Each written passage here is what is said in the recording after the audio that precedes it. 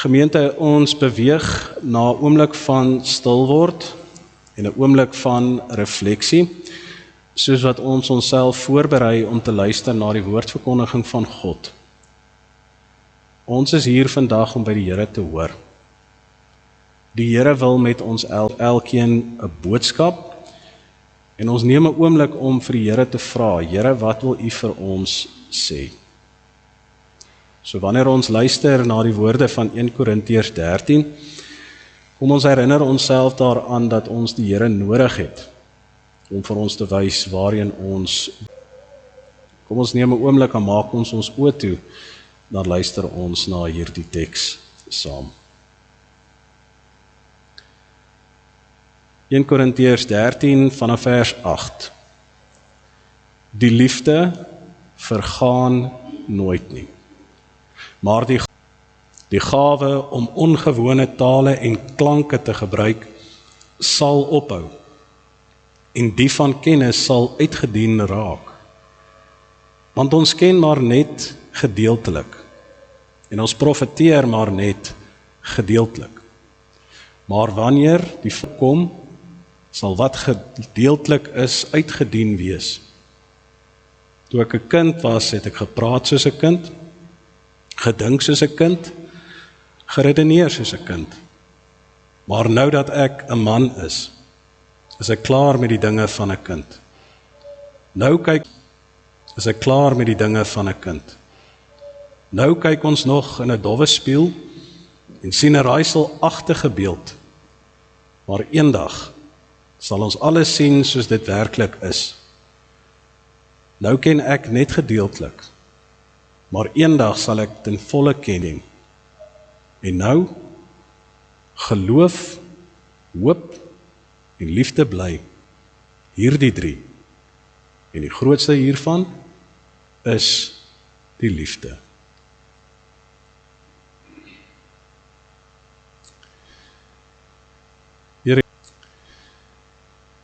Here Jesus, U het ons oneindig lief. Dit was daardie liefde wat U vir ons gehad het en vandag het, wat U na die kruis geneem het.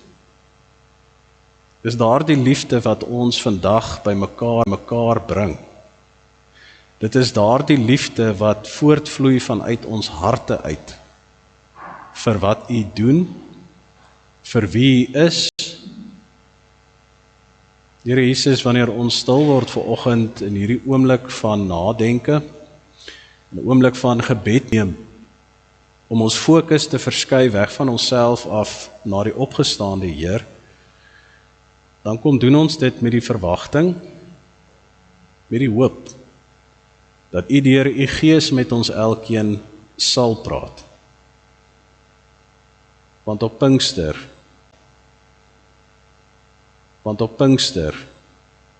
het 'n nuwe teenwoordigheid van U neergedaal in die kerk. U is hier, U leef binne in ons. En ek glo onomwonde dat U met ons elkeen praat, en dat ons oomblikke soos invluistering van die Gees. Maak daarom ons harte oop, ontvanklik vir U woord. Here Jesus, verander ons, sodat ons meer kan word soos wat U is. Dankie Here, dat U ons oneindig lief het. Amen. Ek kom na jou toe van die opgestaande Here, die een wat aarde toe gekom het, sê Paulus in Filippense 3, wat gekom het as 'n dienskneg, om jou te bedien met sy liefde. Daardie God vandag kom groet jou in genade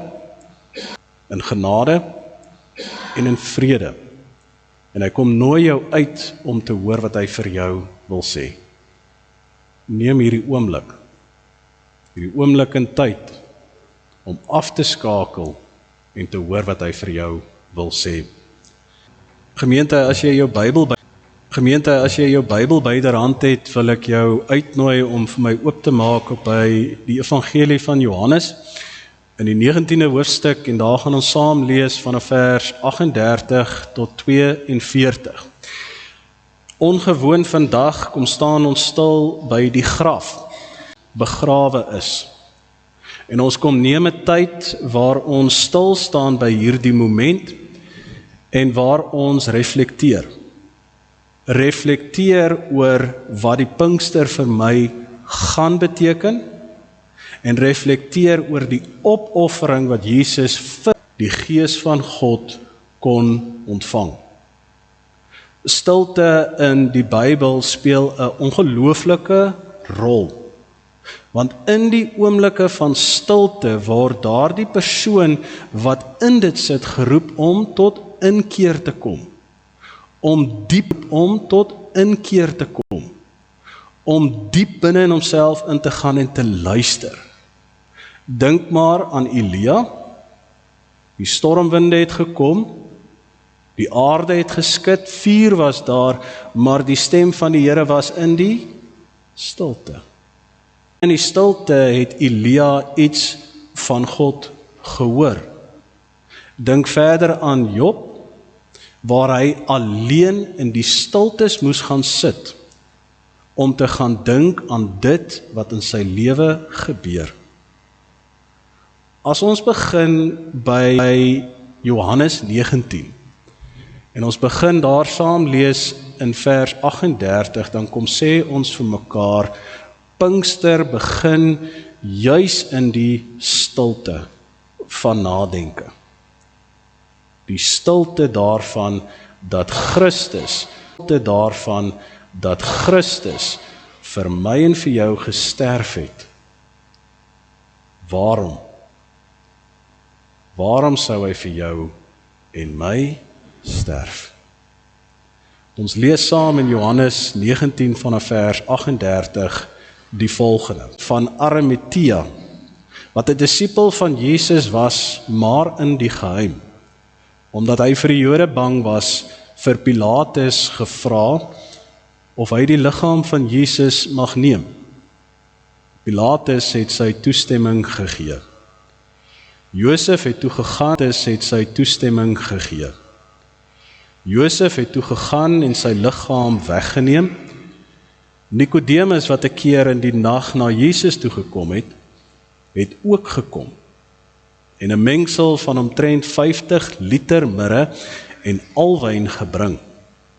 Van Jesus geneem en dit met geurolie behandel en in doeke toegedraai, soos dit die gebruik van die Jode was om iemand vir die begrafnis uit te lê. En by die plek waar Jesus gekruisig is, was daar 'n tuin. En in die daar nog niemand begrawe was nie. En daar het hulle Jesus begrawe, omdat hy die Sabbatdag vir die Jode amper aangebreek het. En die graf naby was. Eenvoudige gebeure, gemeente, wat ek glo al gehoor het. Ons het gehoor, Jesus Christus het aarde toe gekom. Ons leer gereeld dat Jesus Christus vir ons 'n klomp opdragte gegee het, 'n klomp gedagtes gegee het wat ons behoort deel te maak van ons lewe. Ons het gehoor, Jesus het geleef. Ons hoor gereeld daarvan, Jesus het geleef. Ons hoor gereeld daarvan dat Jesus opgestaan het vanuit die dood, sodat ons kan weet ons aanbid 'n lewende God, nie 'n dooie God nie. Ons aanbid 'n God wat by magte is om die dood self te oorwin, my te wys, hy is in beheer. Maar baie selde kom staan ons stil by die graf van Jesus.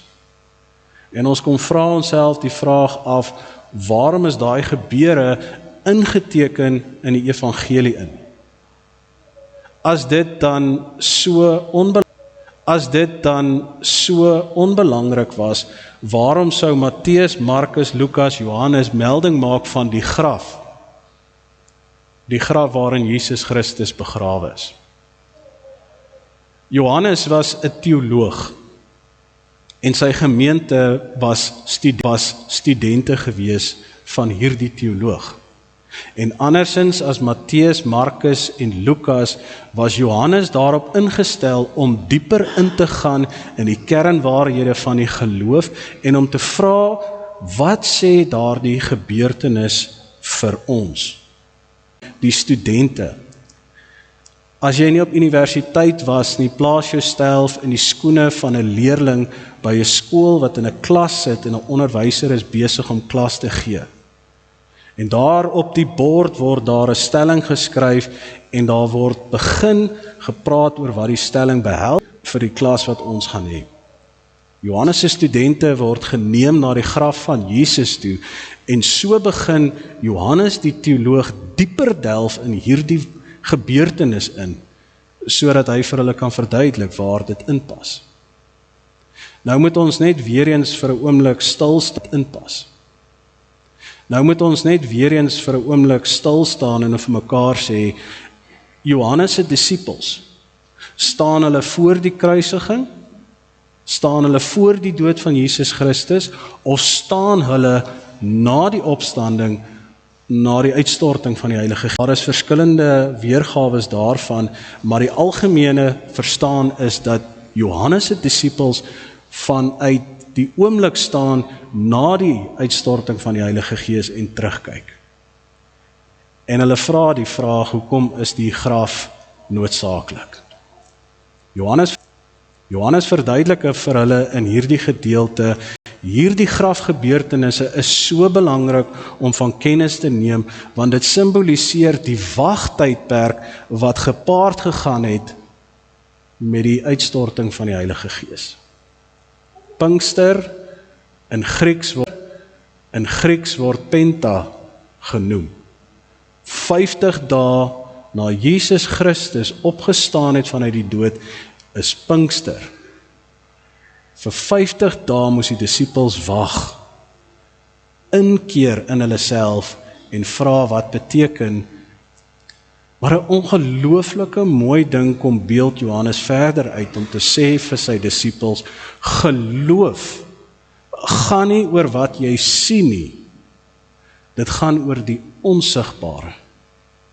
As jy Johannes die hele evangelie sal deurwerk, sal jy sien, daar was 'n wendingspunt rondom die handelinge wat Jesus met sy disippels gehad het. Jesus leer hulle, maar hulle kan nie verstaan nie. Hulle sien Jesus, hulle hoor hom praat, maar hulle verstaan nie. Toe Jesus vaar uit na die hemel toe, 50 dae na die opstanding, toe die uitstorting van die Heilige Gees plaasgevind het, het die onsigbare Gees gekom. Die onsigbare Gees van God wat in hulle woon, wat vir hulle alles bekend maak. Johannes sê vir ons ook vandag, wat beteken dit vir jou? Persoonlik, hoe funksioneer die Heilige Gees in my lewe? Hoeveel tyd spandeer ek daaraan om te luister wat God deur sy Gees vir my wil sê? Johannes sê, as julle nie dit verstaan nie, kom ons leer gou 3 waardevolle lewenslesse vir die uitstorting van die Heilige Gees, wanneer jy dink aan die vreemde beelde wat hy gebruik. Josef van Arimatea en Nikodemus, by hom na Jesus toe gekom het, wat in die geheim hom gedien het, maar na sy dood vanuit die donkerte gekom het na die lig. Pinkster gaan juis daaroor dat ons vanuit die donkerte uit beweeg na die lig toe om te verkondig. Christus het opgestaan. Die hantering van Jesus se liggaam, sê Johannes, is ook belangrik om van kennis te neem, want dit wat daar gebeur het, is 'n simbool van 'n koning. Tia nie gevra het vir Pilatus vir die liggaam nie. Wie sou die liggaam gaan haal? Die disippels het gevlug. Almal is uitmekaar uitgejaag. Wat sou met Jesus se liggaam gebeur het? Jesus se liggaam sou buite die stad gegooi word, liggaam vergaan. Maar God gebruik vir Josef van Arimatea en vir Nikodemus om daardie liggaam te gaan haal en om hom in 'n graf te sit wat nog nooit gebruik is nie. Daar is nie spasie in Jerusalem vir nog grafte nie. Daar is nie spasie vir nog plekke wat gegrawe kan word om mense neer te lê nie. As jy 'n nuwe graf wou gehad het, moes jy 'n groot klomp geld betaal het. 10-1 was hierdie graf vir Josef bedoel, maar Josef, sonder dat hy dit weet, sonder dat hy enige iets dieper dink daaroor het gesê, hier Jesus wat my lewe aangeraak het, verdien beter as daardie hoop mense wat buite die dorp lê. Ek sal afstand doen van myself en die graf wat vir myself voorberei sal ek vir Jesus gee. 50 liter olie. Dit is ongelooflik wanneer ons dink aan Pinkster, dat dit juis op hierdie gedeelte of hierdie oomblik in tyd is waar ons nie net verkondig Jesus het opgestaan vanuit die dood uit nie, maar hy is ook koning van ons lewe. Vanuit die dood uit nie, maar hy is ook koning van ons lewe. En dan dalk die mooiste beeld vir my, wat verskuil is in hierdie teks wat Johannes vir sy studente gee, en hy sê, let op die woord van die tuin. Waarom net in Johannes praat hy van naby 'n tuin was? Adam het die val beleef binne in 'n tuin, die tuin van Eden. In die tuin van Eden het die skeiding gekom tussen ons en God. Maar Jesus Christus wat gekom het om daardie skeidingsmure te vervang, om die brug te maak, het ook gesterf in 'n tuin. Is dit nie gepas vir die verhaal van die kerk nie? Ja, ek glo Johannes het teruggekyk van die gebeure wat na Pinkster gebeur het, en hy het hierdie verhale geskryf vir jou en vir my. Want voordat ons Pinkster kan ervaar en kan vier, het ons nodig om te vra, wat doen dit aan my? Gemeente, die volgende teksgedeelte wat ons gaan daar saam in die tweede hoofstuk lees vanaf vers 1 tot 13. Ons het gehoor dat Pinkster het reeds begin by die graf van Jesus. En dit was 'n oomblik van diepe nadenke van dit wat moet kom. 'n onsekere tyd nadenke van dit wat moet kom. 'n onsekere tyd vir die disippels, 'n onsekere tyd vir die kerk. Die Messias is dood. Die een wat gekom het en die woord van God gebring het, is dood. En hulle moes reflekteer. In Handelinge 2 kom lees ons wat het gebeur 50 dae na daardie graf. En ons kom hoor wat op Pinkster gebeur het. Hoekom? Want dit is die begin van ons Pinksterreeks. Was dit nie vir Pinkster nie? Was dit nie vir die uitstorting van die Heilige Gees nie, sou ons nie hier gewees het nie.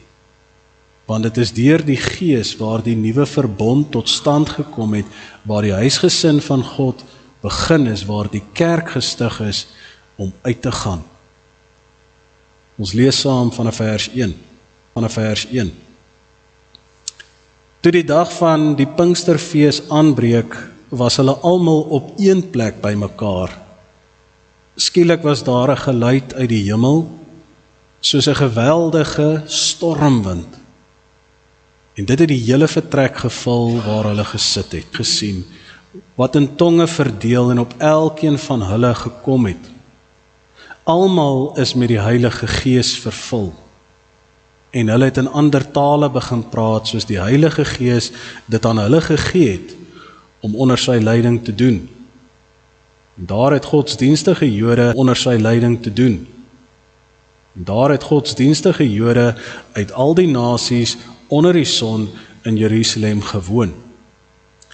En toe die mense die geluid hoor, het 'n groot skare saamgedrom. En omdat elkeen gehoor het hoe daar in sy eie taal gepraat word, het hulle nie verras en verbaas sê hulle toe, die mense wat daar praat is tog almal Galileërs? Hoe hoor elkeen van ons dan sy eie moedertaal? Perse, Medeërs, Elamite, sowel as die inwoners van Mesopotamië, Judea en die provinsies van Asië, Frigië, Pamfilië, Egipte en die dele van Libië, om Sirene, mense uit Rome, Jode sowel as heidene wat die Joodse geloof aangeneem het, Kretensers en Arabiere. Ons hoor hulle in ons eie taal praat oor die groot dinge wat God gedoen het. En hulle was almal verbaas en uit die veld geslaan. En party het vir mekaar gevra, wat kan dit tog beteken? Maar party het gespot en gesê, hulle is dronk.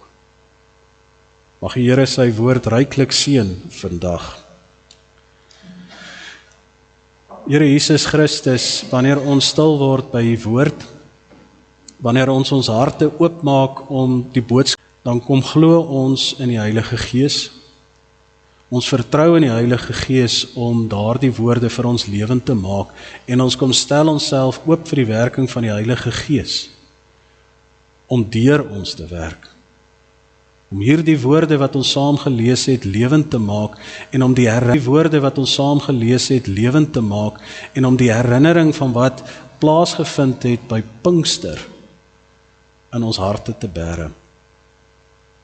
Want soos wat ons hier vandaan af heen gaan ons hierheen met 'n roeping wat op ons skouers rus. En hoewel ons dit nie vandag ten volle verstaan nie, hoewel die kans dalk bestaan dat tot en met ons sterfdag weet ons nie wat ons lewe op aarde beteken het nie, weet ons tog, soos Paulus gesê het in 1 Korintiërs 13, eendag sal ons terugkyk en ons sal alles sien soos wat dit gemaak is om te wees.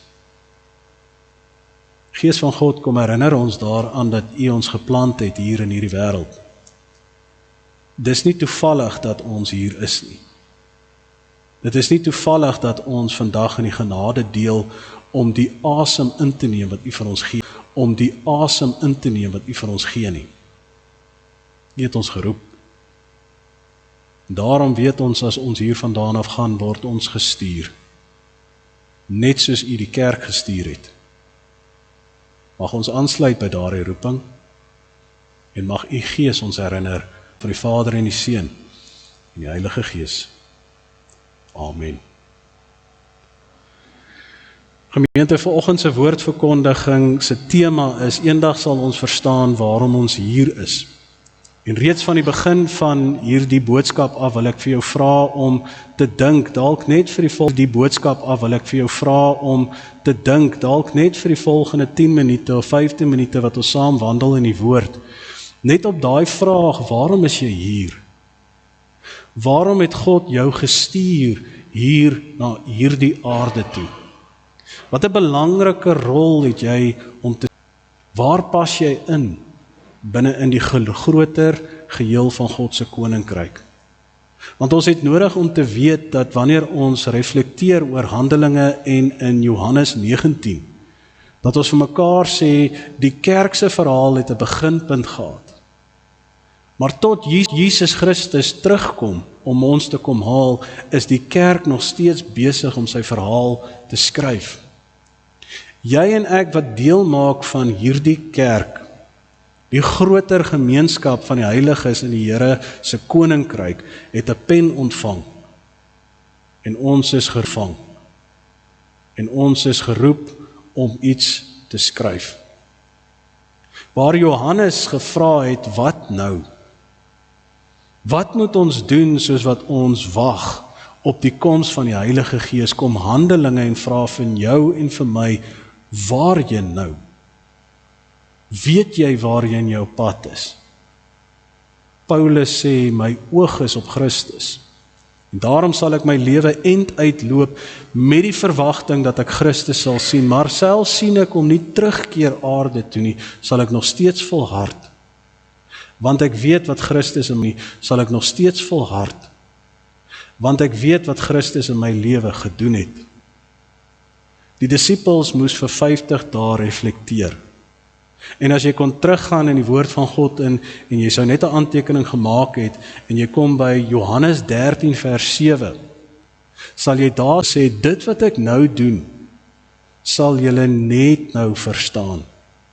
Dit wat ek nou doen, sal julle in die toekoms verstaan. Vir nou is dit verborge vir julle. Want julle leef nog in die oomblik, maar daar gaan 'n tyd kom, vermoedelik vir 50 dae, waar julle gaan reflekteer oor die gebeure wat plaasgevind het voor die kruis, op die kruis, in die graf, tydens die opstanding. Paulus is geraak deur Jesus Christus, in een oomblik is hy blind geslaan. En dit het sy hele lewe verander. Maar die disippels was vir 3 jaar saam met Jesus Christus. Hulle was nie weg gewees van Jesus af nie. En toe Jesus Christus van hulle af weggegaan het, letterlik en figuurlik graf toe, moes hulle erns maak met die vraag, wat nou? Paar Johannes, 'n oomblik van stilte waar ons vir mekaar sê, voor ons Pinkster kan vier, moet ons in diepte gaan reflekteer oor wat Pinkster beteken. Kom Handelinge 2 en herinner ons daaraan dat Pinkster is 'n gebeurtenis wat beweeg. Is dit toevallig dat Lukas gedink het om, ek dink nie so nie. Want waar die wind beweging veronderstel, 'n metafoor is van beweging, kom Lukas en hy sê vir jou en vir my, jou geloof, my geloof is nie 'n statiese handeling nie. 'n Statiese handeling nie. Die dag toe jy besef het, jy is 'n kind van God, het jou verhaal nie geëindig nie. Dit het begin. Nou kom ons weer 'n tree terug met dieselfde vraag, as jou lewe begin het, toe jy vir Christus ontmoet het, waarheen is jou pad? Waarheen stuur Jesus Christus jou? Waarvoor is ons hier in die koninkryk van God? Dis belangrike woorde wat ons moet hoor vandag. Want kerk van ons lewende Christus, as ons praat van ons omgewing, as ons praat van ons konteks, as ons praat van ons provinsie, ons land, dan sê ons vir mekaar, die kerk van ons Here Jesus Christus het nog 'n plek om vol te staan. As dit nie so was nie, het Jesus Christus self glo ek, die deure van sy kerk toegemaak. En dit hy self opgetree. Maar ons lees vanuit Paulus se woorde in 1 Korintiërs 12, Jesus het verder gekyk en hy die kerk gestig. En as Christus het gesê, na my sal julle groter dinge as ek doen. Want waar ek as een mens net 'n groepie kon beïnvloed en net kon praat met 'n groep mense in en rondom Jerusalem, sal julle gaan, Matteus 28 vers 16 tot 19, 28 vers 16 tot 19, na die eindhoeke van die wêreld toe, en julle sal die evangelie gaan verkondig. Kerk van ons Here Jesus Christus, ons het 'n plek om vol te staan. En dit is waar die reeks van vanaand so besonder so mooi reeks. Daar herinner ons onsself dat ons as kerk 5 rolle het wat ons kan vertolk. Rolle het waarin ons kan deel, en ons weet dis nie al nie. Maar soms is dit goed om op die hand te kan onthou wat Christus vir ons sê. Omdat Jesus opgestaan het, weet ons kan dans. Ons kan soos Dawid sê, God het my vrygemaak. God het my vyand oorwin. God het my verlos van die wat my jaag. Ja, ek is vry. En omdat ek vrygelaat is vanuit my sondeskuld se tronk, kan ek dans van vreugde. Maar is juis in daardie vryheid waar ek besef dat ek geroep is om diensbaar te wees. Om die mense wat in my lewe is te dien, soos wat vroeër in die evangelie van Johannes, is daar 'n besonderse toneel waar Jesus Christus by sy disippels kom sit. En hulle is om die tafel. En Jesus staan op, en die teks sê, Jesus staan op, En die teks sê letterlik, hy het sy boekleed uitgetrek.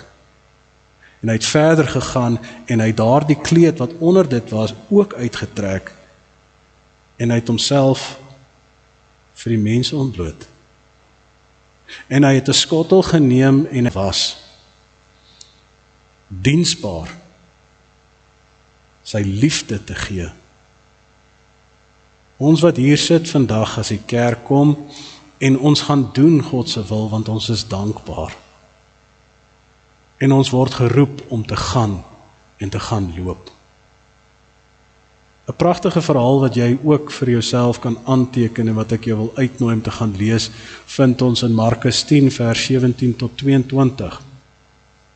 'n Verhaal van 'n jong ryk man, sê Markus, wat na Jesus toe gekom het en vir Jesus gesê het, Jesus, watter enkele daad moet ek doen om in die koninkryk van God in te gaan? En Jesus wat vir hom gevra het, wat sê die wet?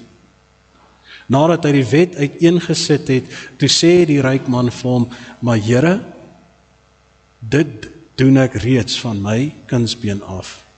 Gekyk en hy het hom lief gekry, maar hy het vir hom gesê, een ding kom jy nog kort. Alles wat jy het, moet jy gaan verkoop. En gee dit aan die armes, en neem jou kruis op en kom volg my. Dis woorde wat ons volg my. Dis woorde wat ons naby aan die bors slaan, wanneer ons ook besef, dat om deel te wees van die kerk, is nie om deel te wees net van 'n statiese huisgesin wat sit en luister nie. Ons word geroep om te gaan. Kom vra ons dus die vraag wat elke persoon in sy lewe vir homself moet afvra. Wat maak ek met die tyd wat oor is? Die eerste helfte van my lewe is amper verby.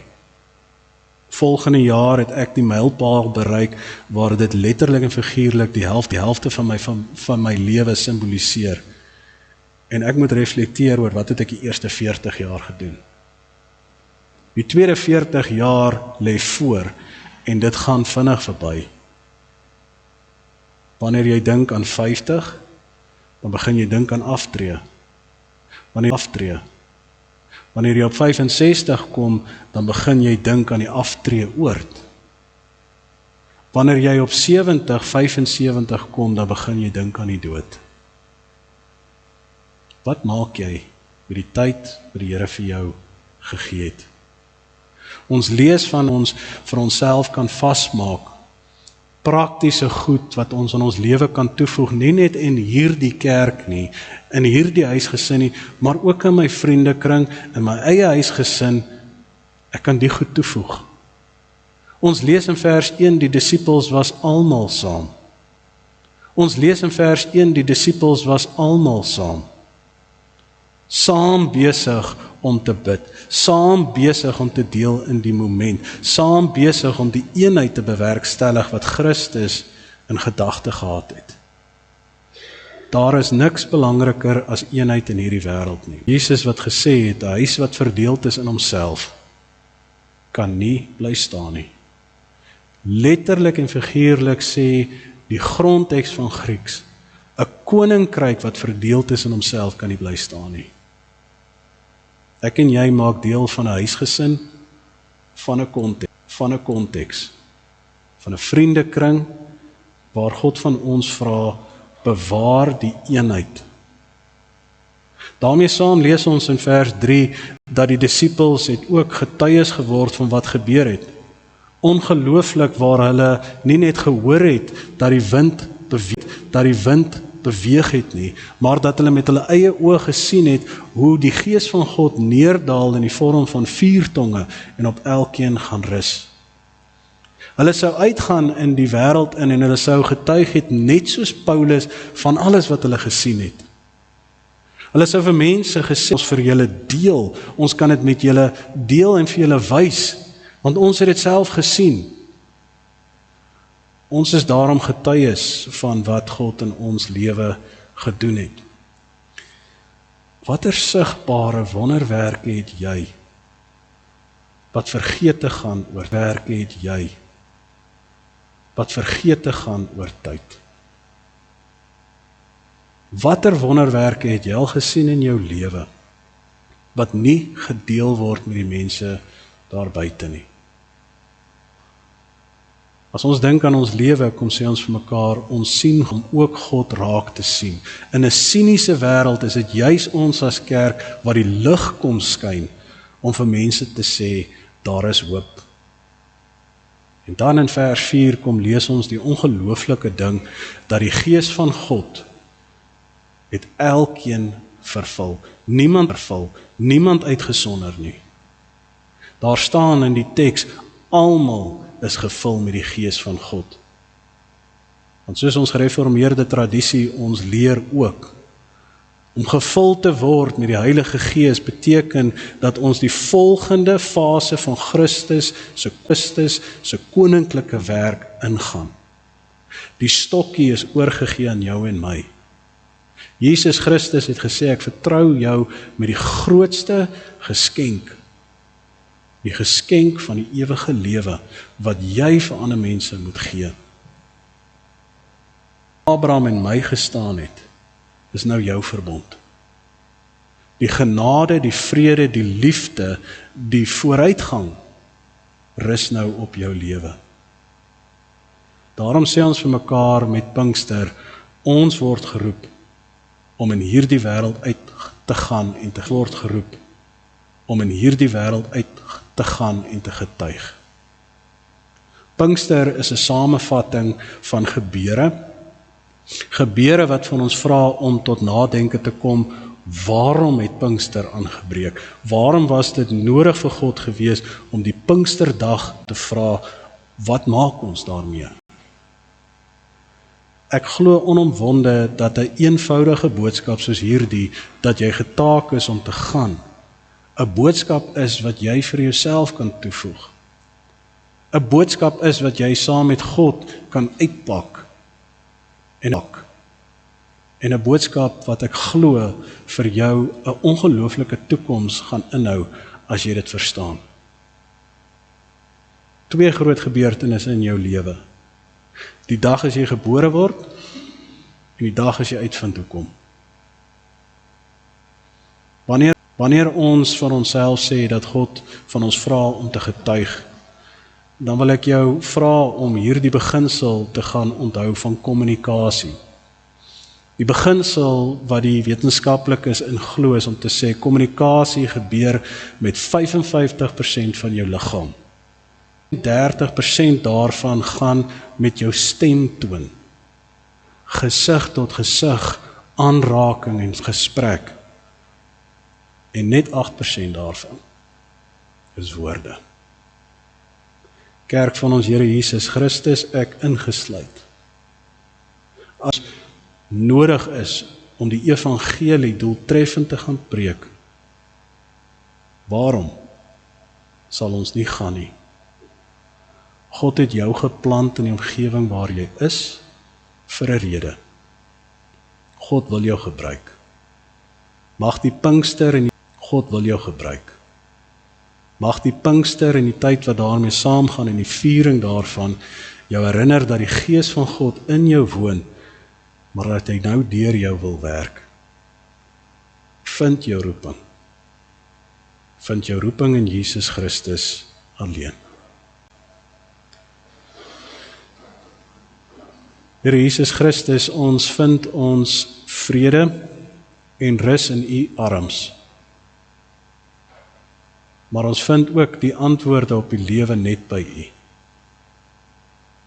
Daarom kan ons nie anderste as om stil te word, binne in onsself, en vir U die geleentheid te gee om met ons te praat nie. Wanneer ons hier vandaan af heen gaan, Here Jesus, in die wêreld in, mag die oomblikke van refleksie saam met U al meer toeneem. Wanneer ons ry, Here Jesus, mag die stiltes ons oorneem. Wanneer ons wandel in die omgewing, in die natuur, mag daar oomblikke wees waar dit net ek en U is. Vader, waar ook al ons kom, mag daar oomblikke in tyd wees waar die wêreld as te ware dit wat U sien. Here, U het 'n vraag gevra, 'n vraag wat U gestel het aan die profeet Jeremia. En U het gevra, wie sal ek stuur? Wie sal vir my uitgaan? Stuur. Wie sal vir my uitgaan? En Jeremia het gesê, hier is ek, Here, stuur my. Mag dit waar wees vir ons elkeen dat ons daardie roeping wil opneem om U lig en die liefde te gaan wys vir die wêreld daar buite. U het ons oneindig daardie liefde deur ons vloei. Amen. Ontvang nou die seën van die Here. Mag die genade van God die Vader, die liefde van sy Seun Jesus Christus en die bystand van die Gees met jou gaan. Wêreld, mag jy God se sout en lig wees, en mag die Gees van God deur jou ander mense aanraak, sodat daardie mense ook in 'n lewende verhouding met God kan kom.